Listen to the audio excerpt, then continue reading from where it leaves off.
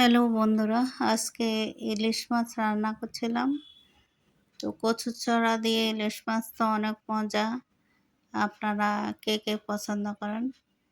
তো আজকে মাছটা কিন্তু আমি না ভেজে রান্না করছি। অনেকে দেখি না ভেজে রান্না করে। আমরা একটু হালকা ভেজে নিই। তো আজকে একটু না ভেজে রান্না করছি।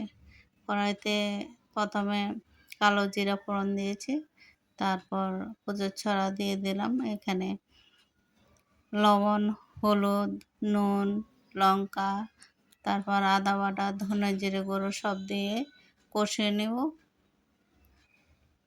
কষিয়ে নেওয়ার পরে এখানে দেখেন মাছগুলো লবণ হলুদ দিয়ে মাখিয়ে নিয়েছি, আর একটু তেল দিয়েছি, দিয়ে এগুলো মাখিয়ে নেব।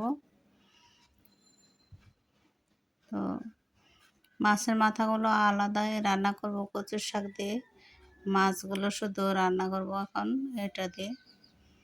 তো ধনে জিরে গুঁড়ো দিয়ে দিলাম, দিয়ে আর একটু কষিয়ে নেব। কষিয়ে নেওয়ার পরে এখানে আমি মাছগুলো দিয়ে দেব।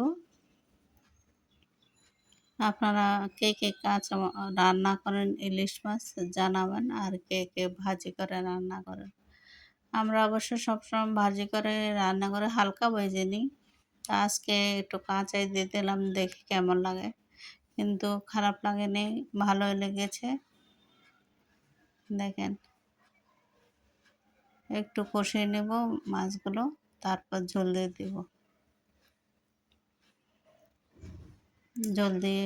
ঝোল সিদ্ধ হওয়া পর্যন্ত অপেক্ষা করব। মাছগুলো একটু মশলার সাথে কষে নিচ্ছি, আলাদা ভাজি করে নিই। তো একটু উল্টে পাল্টে দিচ্ছি মাছগুলো।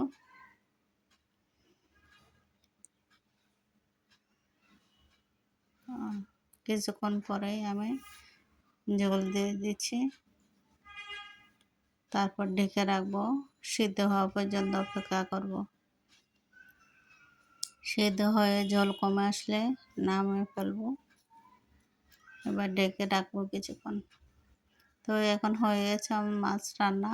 এরকম একটু ঝোল রাখবো, আর ঝোল বেশি কমাবো না। আপনারা যার যেরকম পছন্দ তো সেই রকমই রান্না করেন। আজকে একটু ঝোল ঝোল রান্না করছি। তো এরকম দেখেন কেমন হলো মাছ রান্না, কিন্তু খেতে কিন্তু দারুণ হয়েছে, খারাপ লাগেনি, ভালোই লেগেছে। সবাইকে লাইক এবং কমেন্টস করবেন, শেয়ার করবেন। সবাইকে ধন্যবাদ।